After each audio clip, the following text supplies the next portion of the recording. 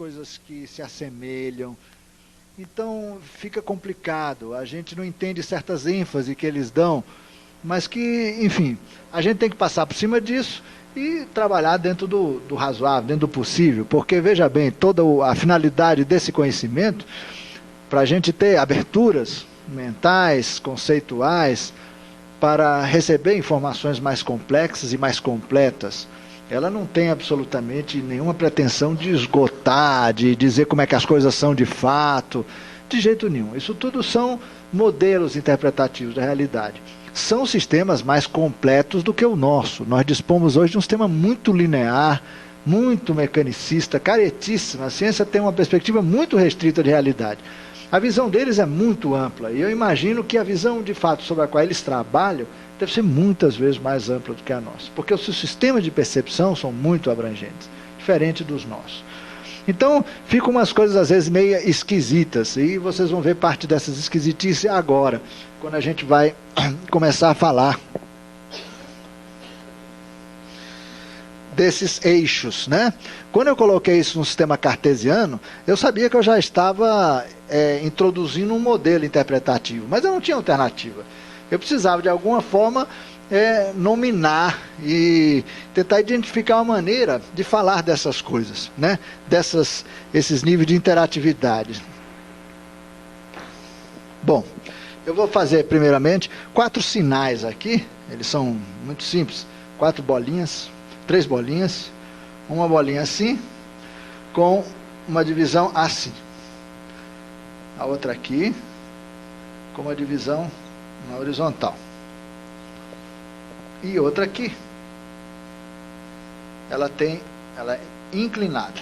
Vamos colocar aqui o sistema norte-sul, vamos dizer, dessas bolinhas aqui, né? A verticalidade, ela aqui.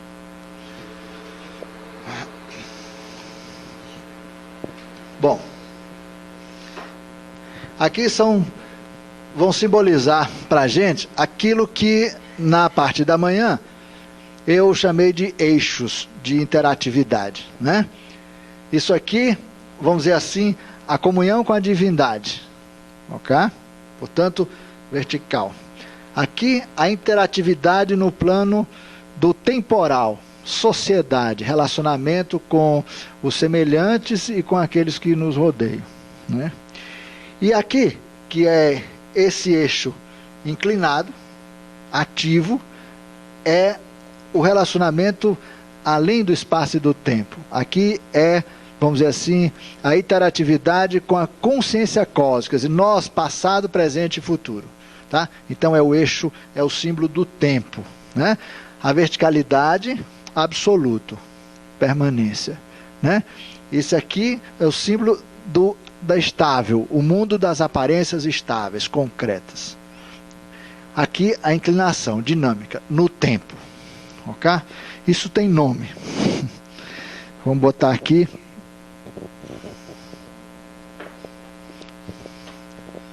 Veja só. Esse aqui, interatividade horizontal, nós vamos fazer um exercício com isso, portanto que abrange tudo que está com o pé na terra, homens, árvores enraizadas, mesmo os pássaros que voam. Esse é o sentido, está com o pé na terra, né? Essa interatividade aqui, Maharas. Vou botar o S do plural assim, mas sempre fala no plural, tá? Ma. A letra M sempre fala de comunhão, de interatividade. Vocês conhecem outro som mântrico que eu uso muito, que os ETs usam demais, que é a palavra maens, que quer dizer aproximação, que está se unindo, interagindo, comungando, trocando, né? Olha o M de novo aqui, né? Aqui ele aparece de novo. Interatividade no plano social, comunhão com os semelhantes. Aqui é um D mudo, vá, tracinho, e a mesma terminação. Raras. Então a gente pode dizer, quando a gente fala de Maharas, nós estamos falando de toda a problemática, ou de todo todos os fatos, fenômenos relativos à interatividade das criaturas entre si, no relativo, isto é, no temporal. Ok? Você vê que nós não temos esse tipo de preocupação. Por isso que é difícil conceituar essas coisas. Isso aqui diz respeito a toda a problemática, a todos os sistemas, fatos, fenômenos relativos à interatividade da criatura com o Criador, né? Que nós representamos na verticalidade, porque o nosso sistema cultural acredita num Deus lá no alto, né? Você vê como as coisas são complicadas? Na verdade não é bem assim, nós vamos estudar melhor isso aqui. Mas o símbolo é esse, tá? O V, esse som V, vocês encontram numa outra palavra, vaens e maens. Quando os universos estão como duas bolhas de sabão se aproximando e se somando, né, eles formam os cinturões ou os quadrantes de maens. Olha aí, aproximação, soma, comunhão. Quando os universos estão se separando, como duas bolhas de sabão se separando, formam essas regiões de separatividade, onde está ocorrendo o fenômeno do dilaceramento, né? Quando cada universo estão se discriminando para se separarem, os quadrantes que se formam são chamados de vaens. Separação. Né? Veja o V presente aqui em Dvaharas. Essa palavra Haras, nós vamos já já estudar o significado dela. E aqui é o nome de uma cidade indiana conhecida. Madras. É comunhão na temporalidade, mas no sentido de espaço-tempo, quer dizer, no contínuo espaço-tempo. Portanto, numa tradução bem para nós aqui, vidas passadas, vidas futuras, existência presente, que é a nossa percepção, né? Nós acreditamos porque sentimos isso, quer dizer, nós temos percepção do que passou, do que vem e do que está. Não é assim a realidade, mas para a nossa percepção as coisas têm que ser colocadas dessa maneira, né? Bom, essa partícula sonora aqui, Haras, ela pode ser traduzida como, tem uma limitação conceitual aqui, mas troca. É de matéria, mas só que matéria aqui não está no sentido estrito, centro. Aqui está tudo que é criado. Os ETs muitas vezes chamam de matéria, não a coisa sólida, o material físico. Porque existe matéria astral, matéria, enfim, em cada nível de frequência, a matéria respectiva. Então, quando eles trabalham com essa palavra raras, que quer dizer troca de matéria, se vocês quiserem substituir por troca de energia, por troca de... ou troca de um modo geral, sem especificar, né, vocês estão mais ou menos dentro do sentido de raras. Você vê que arras aparece aqui e aqui, não aparece na composição daqui. Né? Isso aqui diz respeito a fenômenos, vamos dizer assim, que são percebíveis no mundo do relativo e ali do mundo absoluto. Mas nós vamos detalhar melhor esse negócio, tá? Porque é complicado, aparentemente complicado, nessa parte inicial. Muito bem. Você vê que qualquer elemento desse aqui se transforma no outro por rotação, né? Aqui. Isso aqui, se você roda assim, você tem aquele, se você roda assim, você tem esse, e você inclina esse para cá ou para cá, ou esse, você tem aquele lá, né? Isso é uma realidade única, gente, viu? É uma coisa só em movimento. Aqui são 3 fotogramas de um processo. Vocês querem ter uma noção de como é que ocorre esse negócio, vocês pegam isso aqui e giram a alta velocidade, de vez em quando você fotografa. Tá! Aí você, quando pega o eixo na vertical, às vezes você pega o eixo assim, às vezes você pega o eixo inclinado. Tá? Então, na realidade, no cosmos, no universo, esses símbolos, eles na verdade estariam como que, vamos dizer, girando a altíssima velocidade, né? São esféricos, inclusive. A melhor representação, portanto, seria uma esfera com um equador, né? E polos. Mas não vem ao caso. Os ETs mostram que essa simbologia tem muito a ver com a própria estrutura da matéria, mas nós não vamos entrar nem por aí porque é besteira. Não é isso que nós queremos agora. Bom, agora, para os astrólogos aí, essa interatividade aqui, no caso da energética da Terra, ela é ancorada, ela é enraizada na Terra, no planeta Terra. Essa troca, esse sistema aqui, é enraizado no Sol. Ok? Esse sistema depois eu falo. Quem dinamiza isso aqui, isto é, quem cria ciclos dentro desse processo aqui, é a Lua. Tá? Quem cria os ciclos nesse processo aqui são os planetas interiores, Mercúrio e Vênus. Os astrólogos precisam estudar isso, ver onde é que vai parar esse negócio, né? Porque isso aqui é energética da mesma natureza que se trata na astrologia, né? Ou seja, a Lua é quem marca, o movimento lunar é quem marca os ciclos desse processo. Veja, olha que interessante. Se você colhe uma fruta ou uma erva medicinal, você está num processo de interação com uma criatura do reino vegetal, para fins medicinais, tem a ver com o movimento da Lua. Essa relação com você, com a natureza, tem a ver com a questão da Lua, com o mar, né? Com todas as marés internas, com os processos dos líquidos internos seus, na relação amorosa, toda a troca de líquidos, que tem a ver com a maré interna do indivíduo, da sua energia, é tudo Lua. Olha onde é que os ETs vão, gente. É de fundir a cabeça. Esse negócio não tem fim. É um universo de possibilidades de entendimento da realidade que a gente não alcança mesmo. A gente vai traduzindo, fica um resumo, mas serve para a gente pelo menos ver que as coisas não são só aquilo que a gente imagina que são. E aqui tem que haver com a noite e o dia, o Sol. E que interage profundamente. Quer dizer, quem dinamiza é Marte, Mercúrio e Vênus, aliás. Ok?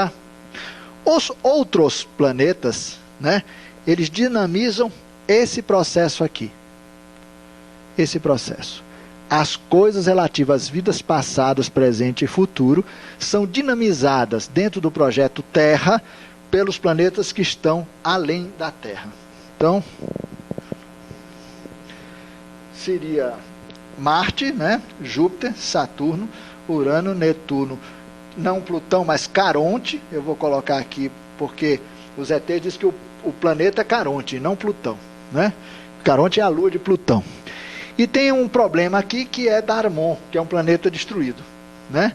Que a gente vai colocar aqui. Então os planetas externos dinamizam os processos relativos ao conhecimento, ao autoconhecimento, ao conhecimento de vidas passadas, vidas futuras, essa coisa toda. Eles que dinamizam esses processos. Ok? Essa parte da dinamização e do enraizamento, alguém pode até perguntar, muito bom, Gonzaga, isso aqui está na Terra, isso aqui é enraizado no Sol. Onde é que se enraiza esse processo aqui? Aqui, nós não temos um planeta que enraiza pela seguinte razão, nós não somos daqui. Então foi criada uma estrutura artificial para enraizar os processos adimensionais, paradimensionais ou na fruição espaço-tempo. Esse sistema de enraizamento aqui é artificial e é uma nave chamada Io. Io. Tá? É uma nave gigantesca, muitos sensitivos já visitaram. Ela fica sempre atrás do Sol em relação à Terra. Quer dizer, nós nunca a vemos. Ela é impossível de ser captada. É possível que a astronáutica aí com esses voos para lá de Júpiter, etc., possa em algumas situações já identificar a presença desse corpo, né? E não é uma coisa gigantesca, mas enfim, eu acho que os nossos aparelhos podem percebê-la, porque em certas situações ela chega a se materializar, em outras ela é um espectro, né? Chama-se Io. Io, na linguagem mântrica extraterrestre, você já sabe o que é, quer dizer muita coisa. Eixo, centro, polo, núcleo, nó, tudo que, de onde tudo converge para onde tudo, de onde tudo diverge, tem esse sentido. Bom, então nós vamos tentar fazer algumas coisas, inclusive alguns exercícios para compreender um pouco disso aqui. Esse sistema de coisas que os ETs se ocupam muito na Terra, porque toda a solução da problemática do conflito com terceiros, com a guerra, a devastação da natureza, está aqui. Há, portanto, hoje uma preocupação muito grande com isso aqui. Os homens não se entendem entre si, né? Então, para representar, deixa eu ver uma cor diferente. A gente pode colocar aqui os homens do modo geral, que vão representar assim. Não se entendem entre si. Vamos desenhar também aqui uma mulher. Desse lado, idem.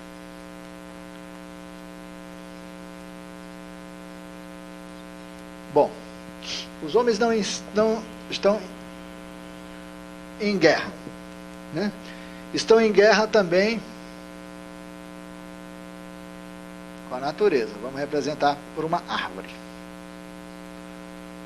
E com todos os outros, enfim, animais, vamos representar por uma ave voando. Com todos os elementos, né? Veja a extensão que os ETs veem essa guerra. Nós comemos completamente errado, isso é uma guerra, tá? Só quero dizer para o conceito não ficar restrito à guerra bélica, né? Então, no momento que nós admitimos no nosso organismo nutrientes, elementos, comida, etc., que não tem nada a ver com o nosso sistema de nutrição, de energia, etc., etc., isso é parte da má solução desse sistema aqui, né? Então, eles dizem, todo o sistema, todo o processo Maharas na Terra está doente.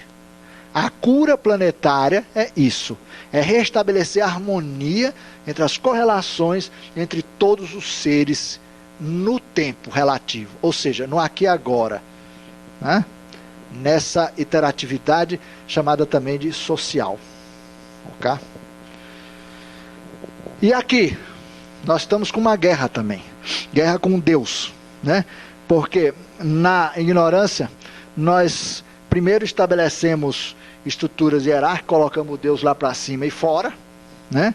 Não reconhecemos a divindade na nossa essência, na nossa natureza, nos processos relativos à nossa existência, né? E também nós criamos uma categoria que é uma coisa completamente obtusa, que é alguém que está abaixo da gente. E nós colocamos os nossos semelhantes nessa mesma situação. Então, por exemplo, se uma pessoa falar, eu sou espiritualista, eles não são. Então já botar toda aquela turma que não é, você já jogou aqui para baixo. Você cria aqui então uma situação horrível também, energeticamente, que você se coloca em algum ponto, né, e fala, para cima está Deus, para cá os outros que não me interessam. Então, é ele, né? É o máximo da criação. Está lá no meio. E essa guerra aqui também é terrível. Nós temos aqui um triângulo assim, temos aqui um triângulo assim. E o indivíduo quer ser isso aqui, mas não é.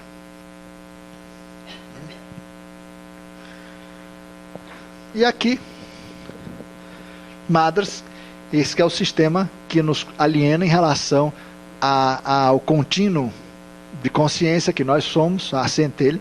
Nós não temos noção de vida passada, nem temos noção de vida futura, portanto nós vivemos nessa linha inclinada, que é a linha do karma, o efeito da inércia dos nossos procedimentos, né?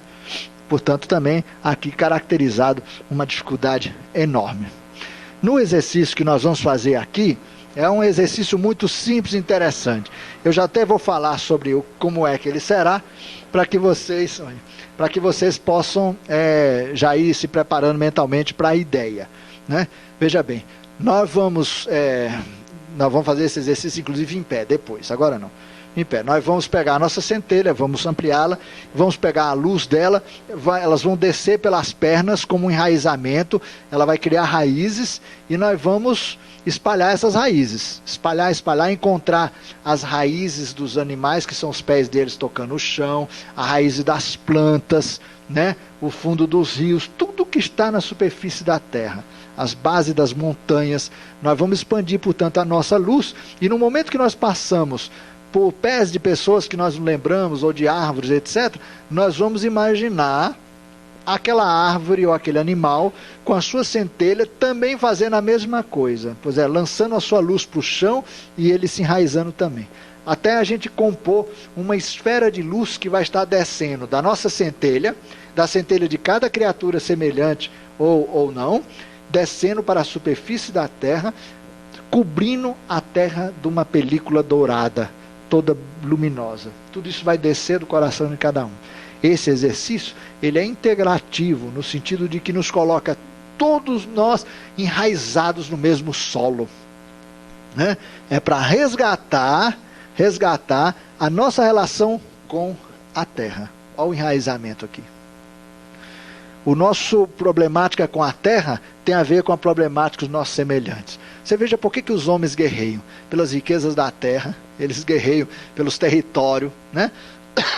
Com milhares de pretextos, religiosos, amorosos, afetivos, tudo, mas no fundo eles estão brigando por um pedaço de terra, né? Posse, domínio, né? Porque é doentia a nossa relação dentro do complexo dos fenômenos dessa área Maharas.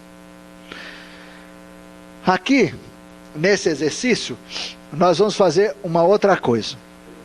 É um exercício de estruturação vertical mesmo. Nós vamos fazer uma rápida, vamos dizer, mentalização do nosso chakra, com 7 cores muito simples, né?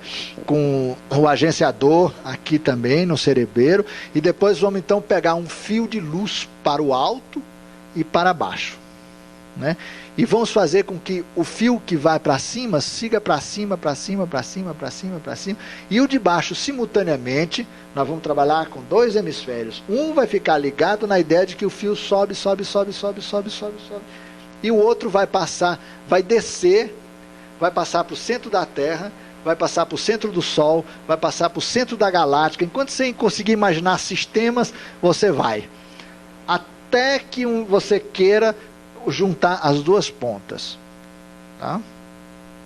Esse é um exercício que a gente vai fazer aqui. Esse outro aqui é outra coisa. Depois a gente faz, não vou misturar os exercícios agora. Ok?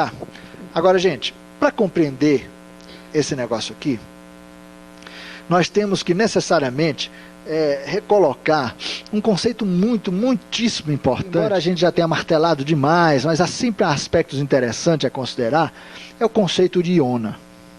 Isso é muito mais sério do que a gente imagina. Todas as ciências espaciais partem dessa realidade fundamental, primordial, Iona.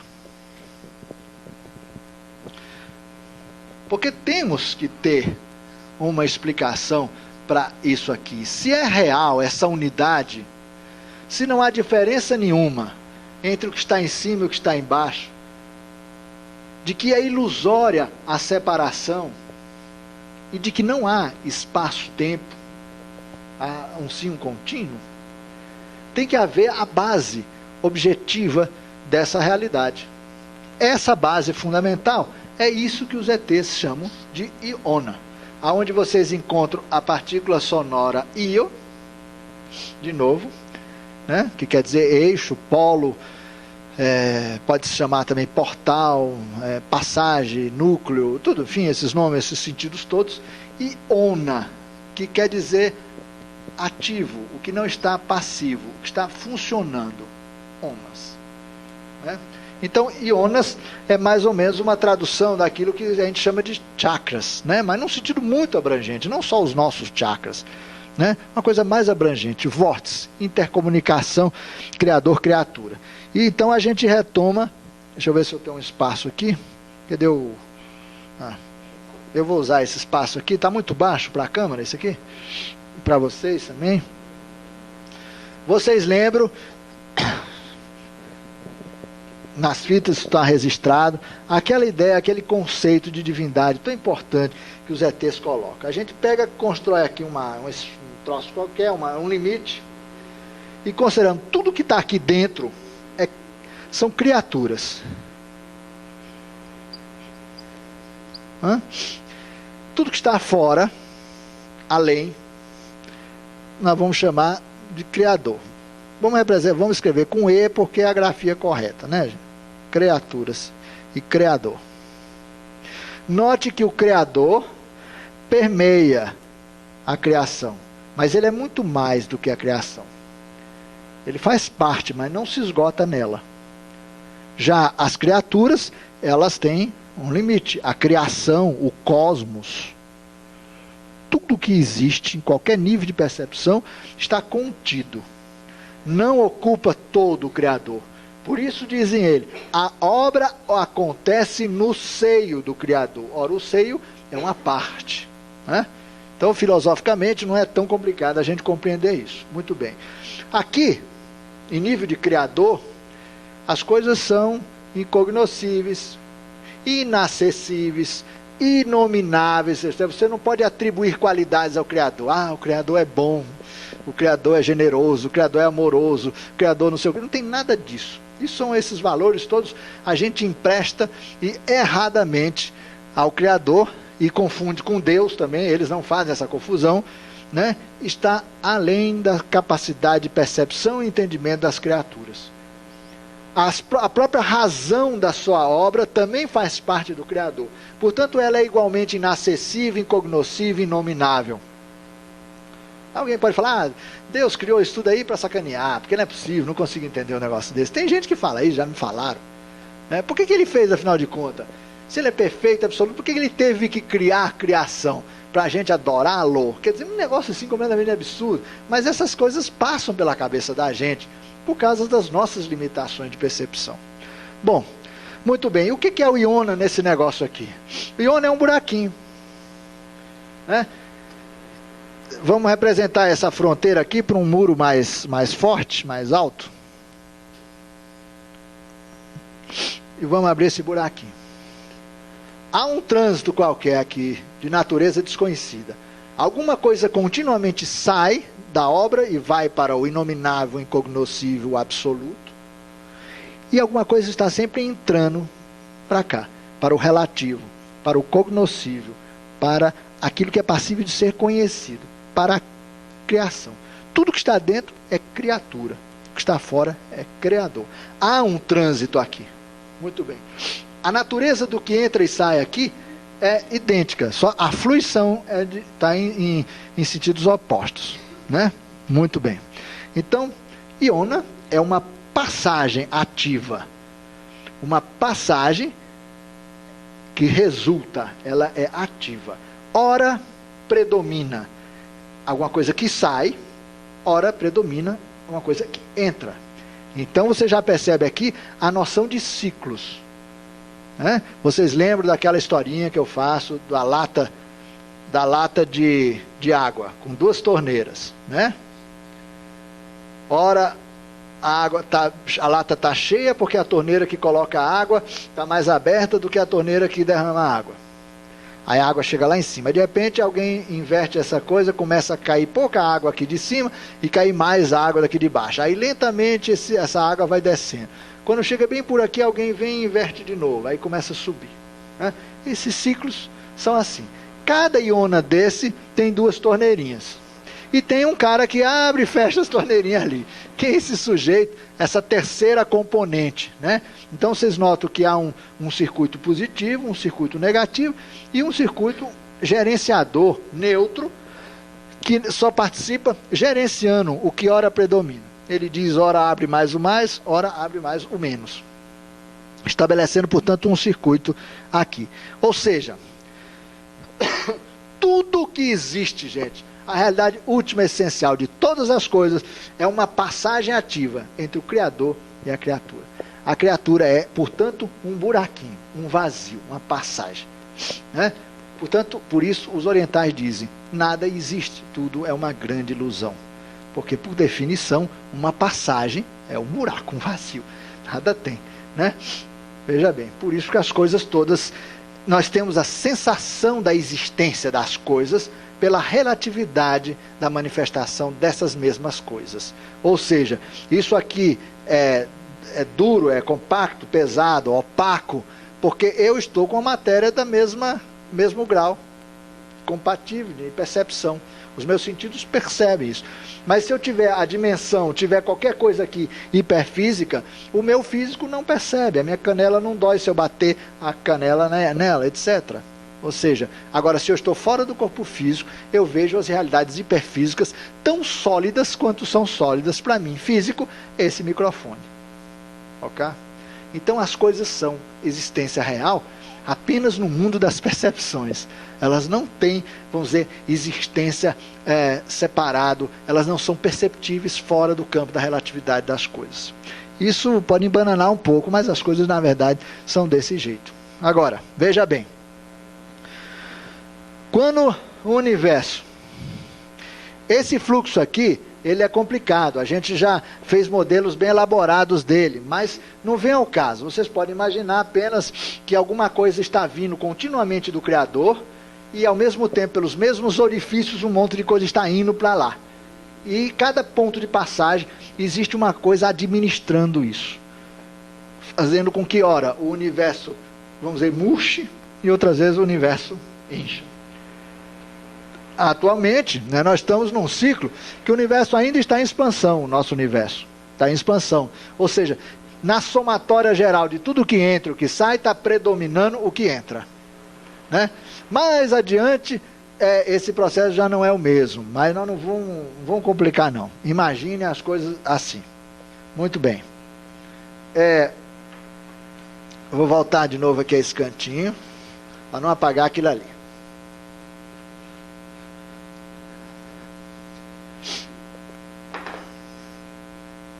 Muito bem. Agora eu vou recapitular aquele exercício da bolinha de ping-pong. Tá? Pego uma bolinha de ping-pong, eu vou lançar aqui no meio da sala. No momento que ela está solta assim, no meio do ar, ela começa a se multiplicar a uma velocidade tão elevada que os próprios ETs falam, não há expressão matemática possível para a velocidade desse fenômeno. Tá? Então, fecha os olhos daquela história. Imagina uma bolinha de ping-pong enlouquecida se multiplicando, em grande quantidade. Cada bolinha que se multiplica, inicia com a mesma velocidade a multiplicação dela mesma também. Quer dizer, em frações infinitesimais de tempo, essa sala estaria absolutamente tomada, essa cidade, esse planeta, de bolinhas de ping-pong. Porque a velocidade dela, conforme eu falei, eles dizem, não há expressão matemática capaz de falar da velocidade desse fenômeno de multiplicação. Essas bolinhas de ping-pong é um íona, tá? Ou seja, Deus joga um íona no seu seio, pum, e fala, crescei e multiplicar.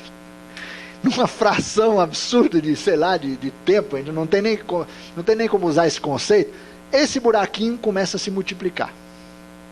Ou seja, Deus fez, por isso tem a brincadeira que Deus fez o mundo, né? Exatamente como uma criança experimenta um bolo. Fez um buraquinho, quer dizer, ele abriu alguma coisa dele para o seio dele mesmo. Estabelece, portanto, uma relação estranha, né? É uma autoconstrução. Ele certamente, no nosso conceito de tempo, Deus, o Criador, precede isso. Quer dizer, ele sempre existiu, sempre existirá. E isso não cabe discutir, porque ele é inominável, nós não podemos atribuir a ele nenhuma ideia de temporalidade. Uma coisa inominável quer dizer isso, que não se pode dar nomes, aqui no sentido amplo, quer dizer, não se pode dar qualidades, nem adjetivar de qualquer maneira, nem estabelecer qualquer relação de temporalidade. O Criador é. Muito bem, ele fez essa passagem inicia um processo de multiplicação, enfim, rapidíssima, ao infinito. Muito bem, cada bolinha dessa que se multiplica inicia o seu processo por sua vez, etc. E nós vamos ter, portanto, o início de quê? A abertura no seio do Criador de uma gigantesca estrutura formada de bolinhas de ping-pong. Isso é só para a gente facilitar a imaginação, gente, pelo amor de Deus. Bolinhas de ping-pong. Até que você, examinando aquela situação, vai começar a perceber uma coisa interessante. Que começa a aparecer bolinhas de ping-pong mais preguiçosas, elas já estão menos velozes no processo de multiplicação, envelhecidas, cansadas, né? Você começa a observar elas mais de perto, tudo, aí ocorre um fenômeno interessante, você nota que duas bolinhas lentas se grudam, formam entre elas um par, estabelece uma valência ionádica, uma junção. Quando aquilo ocorre, aquele parzinho novo inicia uma multiplicação aceleradíssima, como se tivesse nascido naquele momento. ou seja, reproduz o sistema que havia antes. As bolinhas isoladas se multiplicavam. Agora, quando elas vão envelhecendo, formam os pares, ela inicia novamente a multiplicação rapidíssima. Não, ainda não. O que é a bolinha isolada? A bolinha isolada é a essência das criaturas mais simples que existe no cosmos. Essa criatura, nós chamamos de espaço. Espaço é uma criatura cuja centelha, cuja essência, cujo espírito, você chama o que vocês quiserem, cuja mônada, cuja chama, cuja gotícula de luz, tem mais, arruma mais um nome aí, tem uns 10, não tem? Pelo menos. Quer dizer, cuja fundamento, qualquer coisa, é uma passagem para o Criador, uma passagemzinha isolada, autônoma, ela não é ligada com nenhuma outra. Né? O espírito do espaço é uma bolinha de ping-pong. Ela é isolada, ela não está associada a outras. É a mais simples das criaturas. Se me perguntar, Zá, qual é o primeiro dia da criação? O Criador fez inicialmente o espaço. E o espaço, esse espaço, gente, isso aqui que me permite mover a mão, que me permite existir tridimensionalmente, vocês, o espaço, aqui com uma idade. Esse espaço aqui é chamado espaço físico, ele tem uma idade. Aqui as bolinhas já não estão se reproduzindo com a mesma velocidade dos espaços mais sutis, porque as coisas vêm lá de cima. Quanto mais velhas as bolinhas de ping-pong, elas vão formando espaços cada vez mais densos, mais diferenciados. Okay? Então, veja, as bolinhas super novinhas, no início dela, formam os espaços altamente sutis. As bolinhas bem velhinhas, que já estão com uma certa impaciência, né, de se multiplicar, aquela moleza, é espaço físico, que é a forma mais devagar do espaço, né, quase parando, mas extremamente importante. Claro. Você diria que é velho no sentido espiritual, né? Idades, maturidade. Aí ela ganha vitalidade total, quer dizer, o que ocorre? Forma-se quando há esse ona, isto é, ganha idade, isto é, quando ele chega a níveis de individuação fortes, ele se aglutina. Ao se aglutinar, ele forma a essência da segunda criatura em complexidade. Isso aqui, 2 íons polarizados, associados, isto é, interligados, trocando entre si, além de trocarem com o Criador, trocam entre si trânsitos luminosos ou paraluminosos desconhecidos, formando um sistema mais complexo que esse. Isso aqui é o espírito, a centelha, a mônada, chame do que quiser, da criatura mais complexa que essa aqui, e que aqui na Terra, na nossa dimensão de percepção, nós chamamos de átomo. Qual a diferença entre a essência de uma criatura como o átomo de hidrogênio, hélio, sódio, potássio, rubídio, qualquer de da tabela periódica? A diferença é que o espírito dele tem 2 íons interligados, enquanto o espírito do espaço, que é uma criatura, só tem um íon polarizado. Esse processo se repete. Esse sistema continua a envelhecer também, até parar. No dia que a matéria para, os íons, isto é, a essência de sua natureza, desenvolve a capacidade de se aglutinar, agregando mais um elemento. Aí nós vamos ter o espírito, a essência ou a mônada de uma outra criatura mais complexa, que a gente representa assim. Os ETs dão um nome complicado para isso aqui, são os trídeos. Trídeo é o espírito de qualquer agenciamento molecular, orgânico, todas as unidades. Por exemplo, o nosso coração, que é um agenciamento específico, é um tecido específico, o espírito do coração como unidade isolada é um trídeo. Mas os trídeos também é espírito, por exemplo, dos fungos, do modo geral. Ele também é uma criatura que pertence ao reino dos trídeos. Qualquer célula tem como espírito um trídeo. Qualquer unidade, sistemas orgânicos, tem como espírito um trídeo. Os cristais, o que é a essência de um cristal? O espírito de um cristal, desse de rocha que a gente usa em terapias, etc. É um trídeo, tá? Ou melhor, tem um trídeo nele, mas isso aí não vamos misturar as coisas, né? Olha lá, nós temos na sequência 4, mesmo sistema, veja, olha aqui, isso aqui é um íona, gente, isso aqui é um íona, isso aqui é um íona. Qual a diferença entre eles aqui? Apenas o agenciamento, a complexidade do sistema que estão formando. Okay?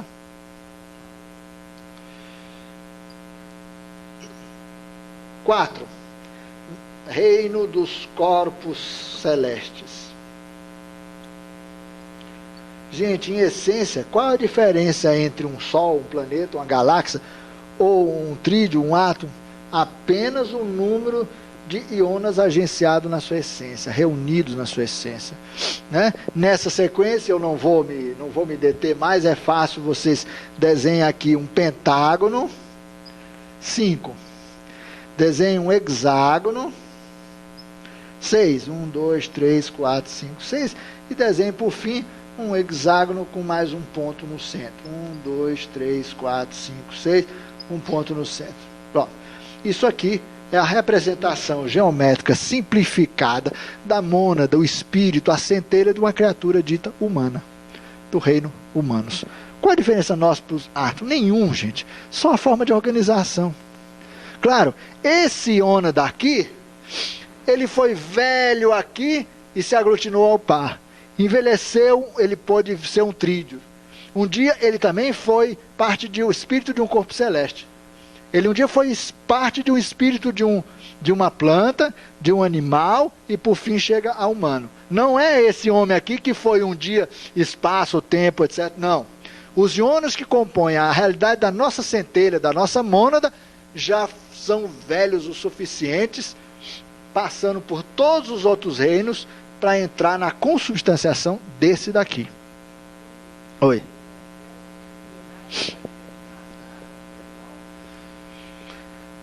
Aqui no caso do humano? Sim, qualquer um. Sim, então, claro. Essa é a essência. Cada essência dessa organiza a sua equação de manifestação. Tá? Então, isso aqui simboliza uma equação. Isso quer dizer, em qualquer lugar da criação, aquele negócio que a gente fez aqui,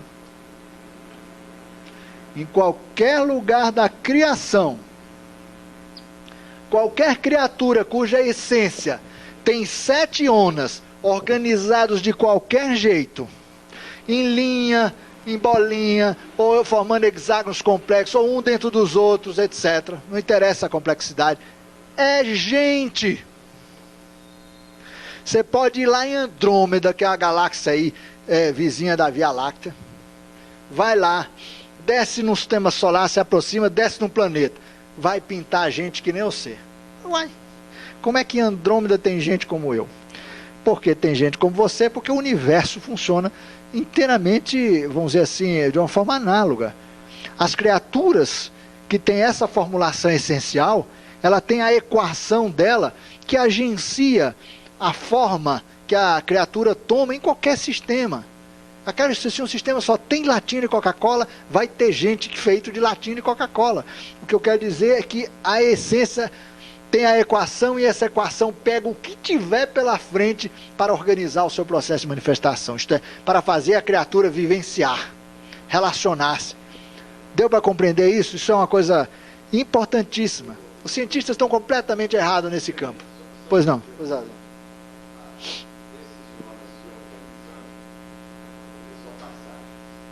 Sim. Certo. Tá. Isso mesmo. Ao se organizar, por exemplo, em 7 passagens, é a característica do reino humano. Certo. Isso. Ao ele se organizar assim, essas passagens continuam com essa mesma característica Sim, claro. Exatamente. Não. Aqui, quando eu faço esse desenho aqui, esse aqui é uma criatura humana já estável. Ela está individualizada. O Zé acabou puxando um outro assunto que não era para ser agora. 1, 2, 3, 4, 5, 6, 7. Aqui também não são 7 ionas? São. Isso é uma essência humana? É. Mas por que esse aqui é assim e esse aqui é assado? Essa criatura humana aqui tem a mônada dela ainda um agenciamento linear muito simples. Essa criatura humana aqui são chamados abissais. Toda a cadeia ionádica dela é aberta. Os abissais vivem nas regiões subterrâneas dos planetas. Ou seja, só chega a essa forma aqui aos poucos. A primeira organização humana é assim. Depois começam a aparecer humanos que tem um iona assim, ó.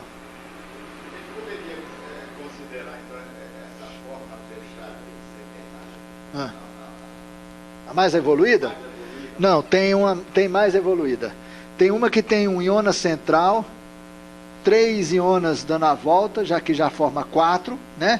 E depois tem 5, 6, 7. E mais 3 outros por fora. Tá? Essa é a forma mais complexa. Seria a formulação do homem mais lá nos níveis angélicos. Tá? Esse aqui é o símbolo básico. Né? Você vai encontrar animais e plantas também com estrutura extremamente complexa. Aqui são maneiras simples, gente. Isso aqui é muito gráfico. Por favor, não confunda com a realidade. Se você pegar uma lupa gigantesca e falar, vou ver a minha essência, você não vai encontrar 7 bolinhas lá dentro. Eu quero entender. São 7 padrões vibratórios, na verdade. Cada iona desse é um prisma de complexidade incrível, inadmissível pela nossa inteligência. Não dá para a gente entender. Completamente. Isso aqui... Mas todo mundo voa. Eu acho que o sistema que os extraterrestres ensinam esse negócio é o mais simples. E dá para ir longe. E eu ainda vou um pouco longe aqui, porque eu preciso ir um pouco longe. Olha só. Isso aqui não interessa. A gente estuda em estrutura do reino humano. Tá? Simetrias e assimetrias do reino. É outro capítulo. Já tem fita. Vocês perdem 7 horas para entender. Não tem importância. É outro lance. Mas aqui o que eu quero destacar é o seguinte. Veja bem. Tudo até agora só apareceu iona.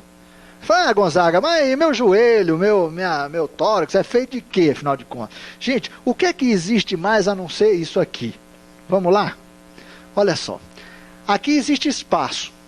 Tudo bem. Aqui é átomo. Ora, átomo é formado de 2 ionas.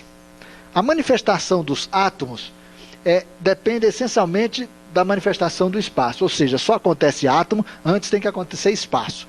Para acontecer trídeos, tem que acontecer átomo e tem que acontecer espaço. Ou seja, as estruturas vêm aumentando em complexidade até chegar no homem, que é a última manifestação do cosmos.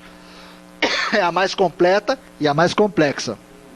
Ora, se a essência, qualquer dessas essências precisam de corpos. Corpos, isto é, veículos, substâncias, vamos dizer, coisas que elas agregam em torno de si para se manifestar. O que o pobre do espaço pode agregar? Nada, só idade, né? Tempo de existência, vamos dizer assim. Nada, ele não agrega nada. O espaço é uma criatura absolutamente, radicalmente pura. A manifestação dela é direta. Tá? Por isso ele é uma criatura extremamente especial no contexto da criação. É a base de tudo. É o próprio seio do Criador. Já o átomo, ele pode criar corpos a partir de espaço. Exatamente. O que os cientistas ficam enlouquecidos na matéria? O que eles encontram? Vazio, vazio, vazio. E ficam atrás de partículas e mais partículas, que são manifestações, vamos dizer assim, fugazes de uma realidade que a ciência humana não entende. O que ele está vendo lá como partícula são agregados de espaço. Se ele for naquela partícula e examinar, ele não vai encontrar nada de novo. Se for fundo na realidade, ele é capaz de passar para o Criador e desconfiar que não viu nada, que realmente não existe nada. Essa percepção de particular, isso tudo está no mundo da relatividade, das percepções. Não existe nada. Rigorosamente as coisas não são reais nesse sentido. A interação é de consciências, por isso temos percepções de realidade. Mas na verdade o que está interagindo são consciências que criam entre si o padrão existencial de uma coisa, quando a coisa, na verdade, em realidade, não existe. Bom, os trídeos podem organizar para as suas manifestações, eles podem organizar átomos e podem organizar espaço. Os espaços podem agregar entre si. Os átomos também podem formar parcerias. Então você vê conjuntos de átomos, você vê conjuntos de trídeos. Grandes conjuntos de trídeos, às vezes, né? Mas, de qualquer forma, veja, esses aqui já podem contar com átomos e com espaço para organizar seus corpos. Corpos celestes podem usar trídeos, átomos e espaço. De que é feita a Terra? A essência da Terra são 4 íons polarizados. O resto, o que é, gente? Rocha, bom, é o espaço. Ela ocupa espaço. Ela toma emprestado parte do espaço cósmico. Portanto, ela agencia, ela aglutina espaço, ela diferencia espaço para os seus propósitos. Isso é o corpo espacial dela. Ela organiza átomos. Claro, a Terra é só o que tem, né? Pega a tabela periódica inteirinha aí, né? Lítio, sódio, potássio, rubídio. Você pega a tabela inteirinha lá, os 90 e tantos, sei lá, elementos. Tem na Terra, você encontra praticamente todos. E existem outros que não existem aqui na Terra, né? São átomos agregados, associados. Eles formam substâncias, aí são associações. Essas associações de átomos são coordenadas por uma outra essência, os trídeos. Então, se você tem, por exemplo, um ácido qualquer, ele é feito de átomos e espaço. Mas ele, como ácido, ele tem um trídeo como centelha. Ok? Os trídeos. Qualquer coisa que existe na Terra, que organiza átomos e espaço, é um trídeo. Né? Que são coisas complicadas para a gente entender, enquanto a gente não tem a visão de tudo disso aqui. Um dia, quem sabe. Mas alguma coisa nós vamos ter que avançar aqui. Corpo celeste nós vimos, são planetas. Só depois dos planetas existirem é que começam a existir as plantas. De que são formadas as plantas? Elas são formadas de corpo celeste, de trídeo, de átomo e de espaço.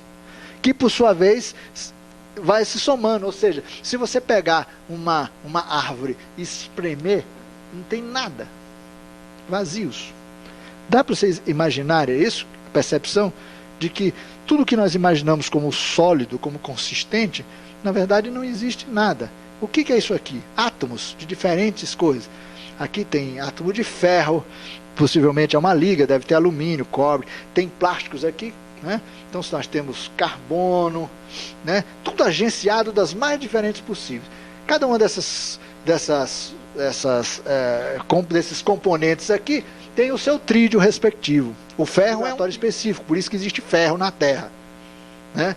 Porque o átomo de ferro é uma coisa, ferro reunido, muitos átomos reunidos, quem reúne é o trídeo do ferro. Então isso aqui, a lei do espaço que ele agrega, né? Porque para que o trídeo organize átomos, ele também organiza espaço. E ao organizar átomos, ele captura o espaço que os átomos também já capturaram. Okay? Então a gente pode falar em espaço nuclear, de fato.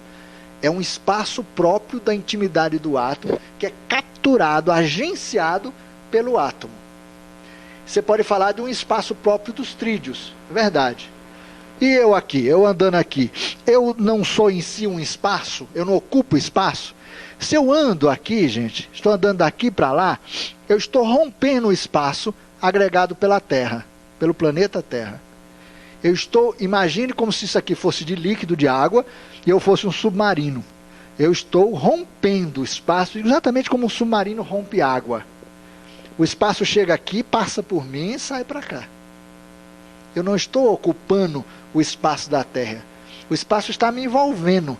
Eu capturei um espaço próprio, meu. A minha essência captura um espaço próprio dela. E existe troca, renovação.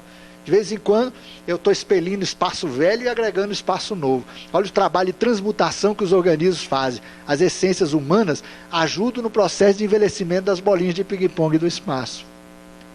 Quando nós respiramos, vai um monte de átomo lá para dentro, organizado com trídeos e espaços respectivos. Ao sair, vem com substância transmutada. Houve uma renovação de espaço. É muito doido, né? É muito doido. Então, Quando a gente respira, a gente está ajudando a evoluir os elementos que entraram e que vão sair. Nós estamos participando da evolução deles. Para eles significou entrar num pulmão humano e sair para fora, significou um apocalipse. Eles deram um salto, né? Veja, pois não.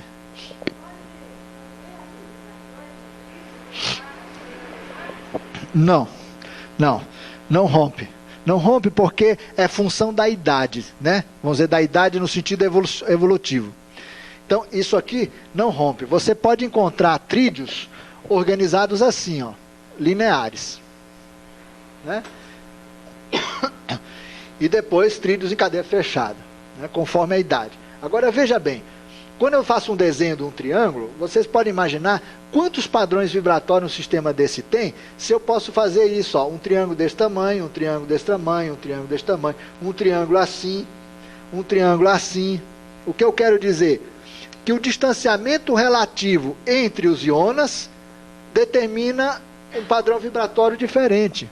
Quanto mais idade evolutiva, mais diferentes são esses desenhos aqui. Então você tem desde um trídeo linear, com distâncias aqui que vão mudando.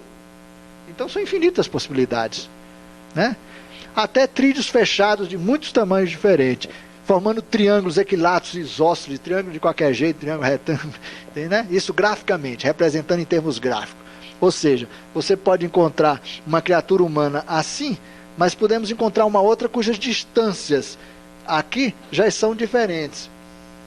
Ou seja, nunca se repete, nenhum padrão se repete. Hã? Essa energia, por incrível que pareça, chama-se amor. É a essência de tudo. Tudo. Empatia. Um iona gosta do outro e acabou. E casa definitivamente, não tem conversa. Claro que essas relações também são estáveis dentro dos ciclos evolutivos. Veja só.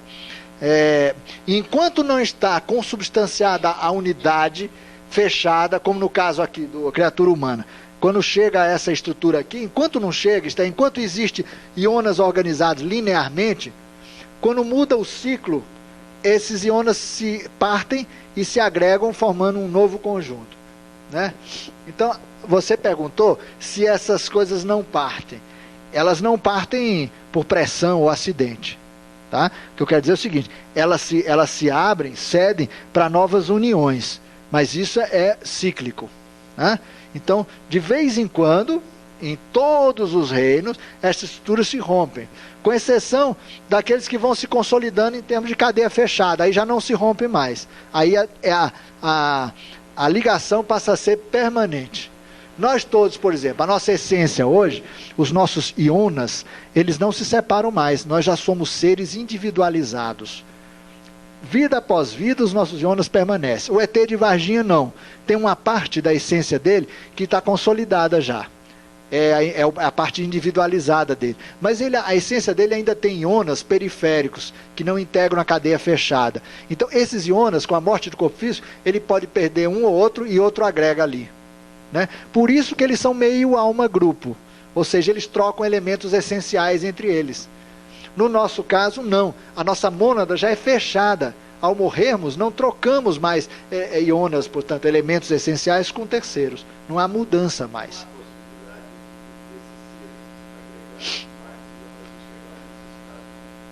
Não, por causa da idade. O padrão vibratório de cada íona é que determina a aglutinação. Agora você pode falar, será que existem criaturas com 8 íonas essenciais, 9 íonas?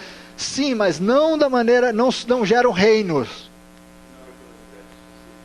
Exatamente. Começa a haver quando o universo se fecha, começa a haver agregações.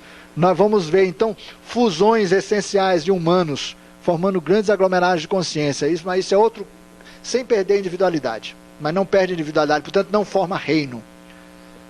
Mas não vamos por aí. Diga lá. É.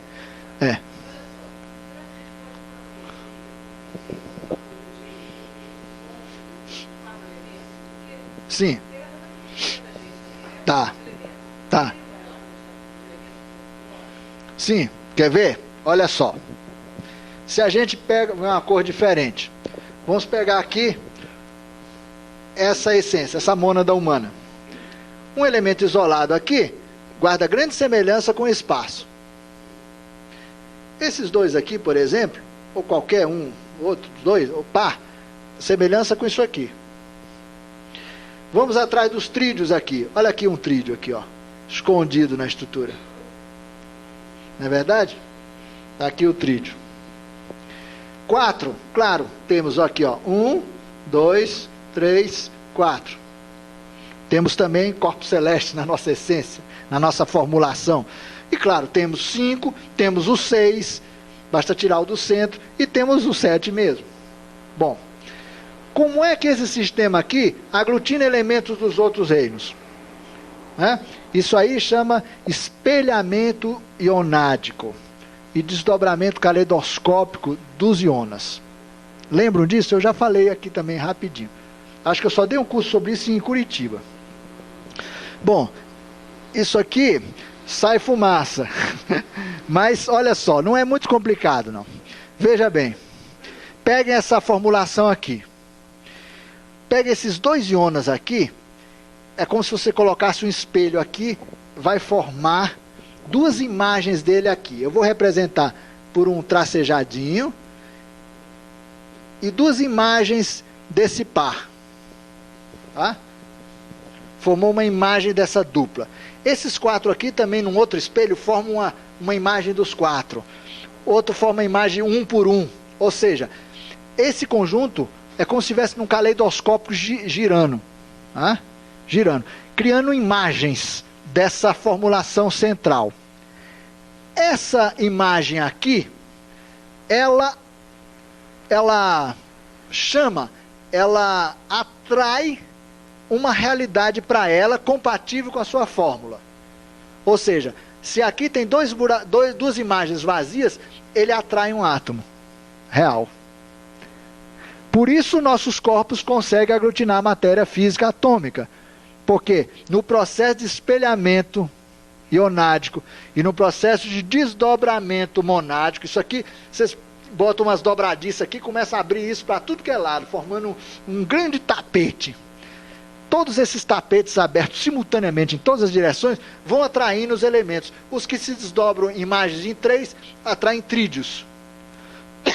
Ao atrair trídeo, nós estamos viabilizando os nossos órgãos, as nossas células, tudo. Porque cada célula nossa é um trídeo, o coração é um, o pulmão é um, o cérebro todo tem o seu espírito, a sua essência própria. E nós atraímos essas realidades através desse processo. Esse espelhamento que você fala, você poderia, para entendimento, ser como se fosse uma vibração para possibilitar a captura. Exatamente. Ressonância. Exatamente. Né? Ele tem exatamente. Ele tem um padrão vibratório. Quando eu falo que ele gera uma imagem de si, na verdade ele emite uma onda, né? Uma onda. E ele atrai. Então as criaturas que estão naquele padrão vibratório, criaturas, trídeos, átomos, espaço, são chamados. Né? São chamados.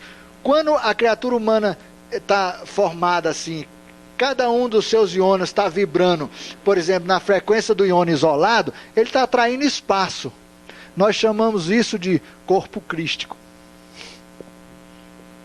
Qual a natureza do espaço que a gente agrega? Quando nós agregamos nos primeiros desdobramentos aqui, nós estamos atraindo, gente, espaço novíssimo. Espaço que está saindo da divindade agora. Por isso é o corpo mais evoluído, mais próximo da divindade. Depois os desdobramentos subsequentes, sempre de uma bolinha só, à medida que se desdobra, nós chega numa ponta lá, nós estamos atraindo espaço físico. Então nós só existimos no espaço físico, por quê? Porque esse iona aqui, por exemplo, foi se desdobrando, até chegar na frequência de captura de espaço físico. E o que é espaço físico? É o espaço envelhecido. É esse espaço aqui, na idade em que a Terra está. Alguém encontrou alguma coisa aqui que não seja nada?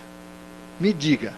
Eu duvido que vocês encontrem alguma coisa aqui que seja alguma coisa. Tudo é um vazio só. Um vazio só. O Criador está presente nessas formulações. Claro, alguém bolou esse negócio, né? Vamos dizer assim. Alguém bolou isso. Como é que esse negócio, né? E o que liga aqui é amor. Por que isso aqui se desdobra? Amor. E busca, procura sempre complementaridade, completude. Busca sempre, sempre, sempre. A relação não satisfaz, rompe energeticamente. Rompe, vem outro. Vem outra substância, vem outro íon, e as coisas vão indo, vão indo, vão indo, vão indo. Nada existe, gente. Só existe essa procura, essa formulação. Agora, olha só, gente. Esse íon aqui, que é a essência do Sacha, por exemplo, um dos íons da essência do Sacha, fez um caminho que nenhum outro fez. O que quer dizer isso? Um segredo cósmico. É um componente da realidade global que só ele tem, como cada um de nós, cada uma das nossas essências. Por isso nos individualizamos. Porque temos um segredo que só nós temos, que nenhuma parte do cosmos você vai encontrar o bendito desse mesmo caminho percorrido, que é a formulação da volta. Como é que Deus vai se recolher sobre si mesmo se ele não, só o indivíduo sabe como retornar? Olha o fio aí que a gente vai deixando, né? Aquele fiozinho da historinha lá, os grãozinhos de pão, né? Da historinha lá do João Maria. É o fio de Ariadne. O caminho. Hã? Não. Eu estou desconfiando já do mistério. Eu estou recebendo uns textos sobre esse mistério. Por isso que eu marquei o tema da palestra de agosto sobre os aspectos transcendentes da mensagem, para poder a gente conversar um pouco sobre esse mistério. Viu? Isso aqui é da lei de formação do universo. É de como as coisas funcionam. Hã? Tem 6 íons. Animais têm 6, plantas têm 5, corpos celestes têm 4, trídeos, que é subsistemas orgânicos diversos, órgãos, né? Tem 3, átomos 2, espaço 1 só. Os animais, portanto, têm 6 chakras básicos. O homem tem 7, as plantas têm 5, né? Então, nos animais, por exemplo, na verdade, o que corresponderia ao animal, a esse chakra daqui, ele é junto desse daqui, né? Ele é um sistema só, que no homem se desdobra, né? Por isso, eles têm um íon a menos, ele tem 6 chakras, né? Mas os outros todos são semelhantes. Ele tem o básico, tem o esplênico, o cardíaco, que nós também temos. Somos muito parecidos com eles como estrutura ionática, né? Mas essa separação aqui é fundamental. Eles não têm. As plantas, olha quantos chakras básicos as plantas têm, é incrível. Planta é um negócio incrível, né? Ela tem 5 chakras, né? Então você pode encontrar na planta também o chakra básico, né, correspondente à sexualidade na planta. Você encontra todas essas coisas. As plantas têm sentimentos, você já sabe disso, existe literatura sobre isso. São coisas muito parecidas com o que experimentamos nós. As plantas sabem, se reconhecem aos seus semelhantes. Ela sabe qual é um ser que não pertence ao reino dela. Ela tem consciência disso à maneira dela, não da nossa maneira, mas da maneira dela. Podemos, portanto, sabendo os códigos, nos relacionarmos com plantas, com animais. E essa relação é possível graças à essência que está por trás de tudo, que é justamente essa coisa que a gente chama de amor e que ninguém sabe exatamente o que é. Né? Bom, agora, veja aonde é que eu quero chegar falando disso aqui. A partir de considerações desse tipo, e sabendo que nós reunimos essências, capturamos a essência de outros sistemas que por sua vez aglutinaram outras mais simples, nós só capturamos criaturas. A nossa manifestação depende de outras criaturas, porque nós temos espaço, é criatura, nós temos átomo, é outra criatura, temos trídeos em cada órgão nosso, em cada célula são trídeos. E alguém falar, mas como é que nós temos planeta, animais? Nós temos. Tanto nós temos plantas e animais vivendo na gente, seres que pertencem a esses reinos mesmo, a fauna e a flora, no sentido mesmo de reino vegetal, existe no nosso corpo. E quando nós não podemos integrá-los inteiramente, nós precisamos do alimento. É a maneira como nós resolvemos esse problema. Então aqui, quando o espelhamento está se dando com 6 ionas, nós estamos demandando alimentos vindo do reino animal. Os espelhamentos com 5 ionas fazem com que a gente necessite de alimentos do reino vegetal. Ok? É assim que nós trazemos esses reinos mais evoluídos aqui para dentro da nossa enfim, consubstanciação, dos nossos corpos de manifestação. Os ETs conhecem na intimidade essas formulações, não no meião dela, mas nos seus desdobramentos mais periféricos. Por isso que eles alteram, eles fazem o que bem entendem com o Criador, modificam forma da pessoa completamente. Há criaturas extraterrestres que já mudaram tanto o seu aspecto externo que nem se reconhecem mais como eram originalmente. Vocês já estão tão longe do seu aspecto externo. Porque os aspectos externos, gente, muda na periferia desse sistema. Se vocês pegarem isso aqui e começar a desdobrar, vocês podem levar isso aqui lá para o quarteirão ali do lado, que o desdobramento não acabou. Ou seja, é um desdobramento extenso, que resulta, por exemplo, porque nós temos 5 dedos, outros ETs têm 2, outros ETs têm 1. Isto tudo são as pontinhas dos desdobramentos, na área mais periférica do desdobramento, que define tudo. Cada existência de um fio de cabelo depende do desdobramento desse, ionádico ou desse espelhamento monádico. Nós somos um caleidoscópio. Agora vocês pegam isso aqui, em vez de vocês espelharem no plano, vocês espelham assim como um ouriço do mar, né? Em todas as direções, formando um caleidoscópio de grande complexidade. Cada vez que uma imagenzinha se projeta, vocês jogam outro espelho dodecaedro. Ele se espelha ali dentro também. Cada imagem dessa você joga outro espelho de 12 faces, ele se abre de novo, se abre de novo, se abre de novo, se abre de novo. É um ouriço. É fantástica a formulação hiperfísica da criatura. E isso, exteriormente, é essa coisa densa que somos nós aqui.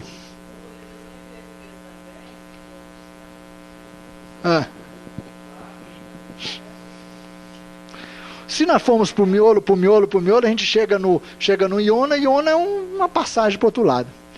Então nós somos essencialmente passagens ativas entre o Criador. Olha, continuamente, cada Iona desse aqui, da nossa essência, está transitando energia entre o Criador. Nós estamos continuamente sendo criados e descriados ao mesmo tempo, né? Alguma coisa sai da gente, alguma coisa entra. E há trocas aqui, complexíssimas. E com o material do espelhamento, vocês vão ver que essa essência, quer dizer, os processos que se dão em nível ionático, vão passando em padrões vibratórios frequenciais diferenciados cada vez mais, até chegar na periferia do desdobramento com características muito próprias, né? Só é possível eu sentir o tato. Eu pego esse couro aqui, o tato depende desse desdobramento, depende disso. Ele não existiria. Nenhuma criatura poderia sentir outra. O tato vem também desses processos de desdobramento e de multiplicação. É sempre assim. Precisamos entender que os sentidos, tudo decorre essencialmente desse negócio aqui, esse ouriço do mar. Que isso aqui deve ser uma imagem, se a gente pudesse um dia ver esse foco de luz multicoloridas, em constante alterações, estruturando continuamente, é uma coisa incrível. E olha, quando você lá fora, quando a essência manda um comando, essa rede inteira se deforma, produz uma série de alterações e de desdobramentos caleidoscópicos temporários que depois se recolhem novamente, vai até chegar na ação lá fora. O que é a ação lá fora? Por exemplo, isso aqui que eu estou fazendo agora. Foi uma essência que decidiu. A essência que decidiu. Quem é que decide pegar esse negócio aqui e mostrar para vocês? Por acaso é um robô ou qualquer coisa? Não. A essência tomou a decisão. Foi lá para dentro e veio até o comando do cérebro para o cérebro fazer isso aqui. E no momento que o meu tato e a minha vista percebe a existência da coisa, eu comando para fechar a mão, comando a musculatura para levantar. Tudo, gente. É a essência que sente, que pensa, que decide. Só ela. Não tem força de cérebro, essas coisas que fico falando, força do pensamento, todas essas coisas. É a essência.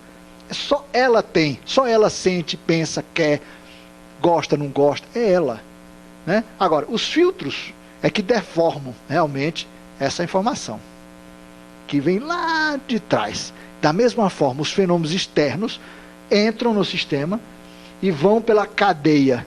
Se é uma cadeia organizada, pura, que está azeitada, essa informação pode ir fundo, ou pode ficar na superfície das coisas. Tá?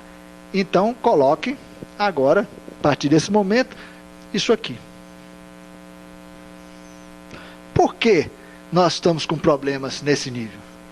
Por que o relacionamento conosco mesmo, com os nossos semelhantes, com a natureza? Por que isto aqui está bloqueado? Há toda uma faixa do nosso sistema de caleidoscópico que está danificado. O fenômeno ocorreu nas intermediações do etérico com o astral. É aí que está o nosso defeito.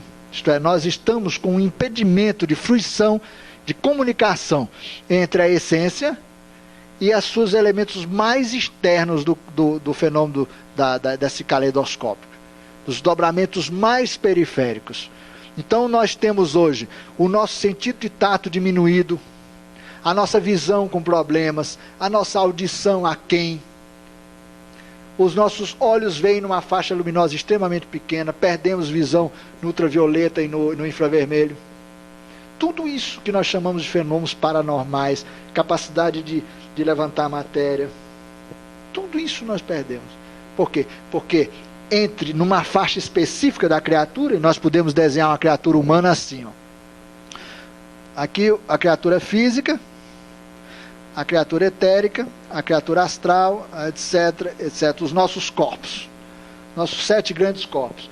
O menor, mais denso, mais especializado é o corpo físico. Aqui.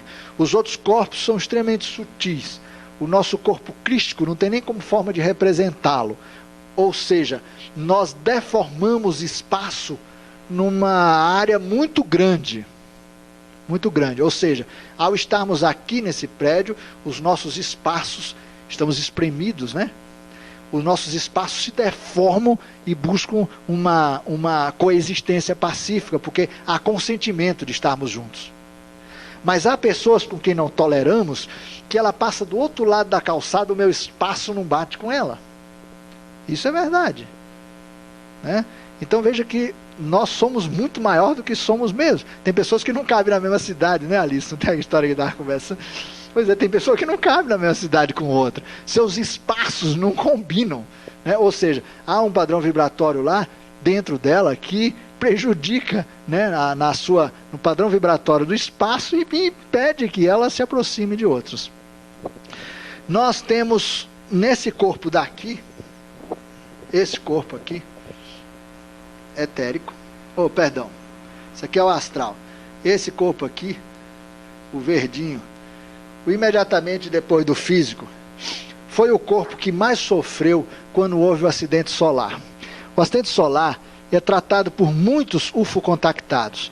Talvez quem mais tenha falado dele, além do Antônio Maranhão, da Bianca, a Luli também fala alguma coisa. Enfim, todos os contactados que puderam conversar sobre o que aconteceu com a humanidade no passado, todos eles falam desse grande acidente e que será corrigido isso. Bianca chega a detalhes interessantes nos 2 livros dela, ela toca no assunto e fala disso pessoalmente, nas palestras e conferências. Esse acidente, gente, danificou uma grande quantidade de circuitos aqui. Quer dizer o seguinte, que no processo de espelhamento caleidoscópico, chega a um determinado ponto, alguns espelhamentos não ocorrem, ou ocorrem deformados, fora de angulação correta. Então a gente não captura todo o espaço que precisa, a gente não consegue demandar alimentos que precisamos e, no entanto, outros que deveríamos rejeitar, não rejeitamos. Por exemplo, nós não temos estrutura de censura para comer carne. Está danificado, nós comemos carne. Não devíamos comer e não deveríamos ter a mínima atração por isso. No entanto, em função dessa deformação desse sistema, a gente demanda carne. Quer dizer, o sistema de censura que rejeitaria isso como alimento para um homem está danificado. Mesmo que mude a placa do circuito, rejeitar a carne. Existe o hábito cultural, né? As demandas decorrentes do plano essencialmente genético, quer dizer, uma série de coisas. Nós temos que reeducar o organismo para não precisar mais disso, para eliminar completamente. Não basta ter o circuito retificado, o circuito organizado novamente. Precisamos perder hábitos, costumes, coisas que enfim, nós herdamos até por tradição, por comportamento, por hábito, etc. Bom, quando houve esse acidente aqui, tivemos essas complicações nesse processo todo, né? Então temos inclusive dificuldade em nos perguntarmos quem somos e termos a resposta. A essência não se comunica com parte externa. Não sabemos quem somos.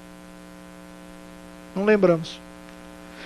Os circuitos relativos a vidas passadas e acesso ao futuro. Está danificado o sistema. Aí não se lembra de vidas anteriores, nem da formação do nosso futuro.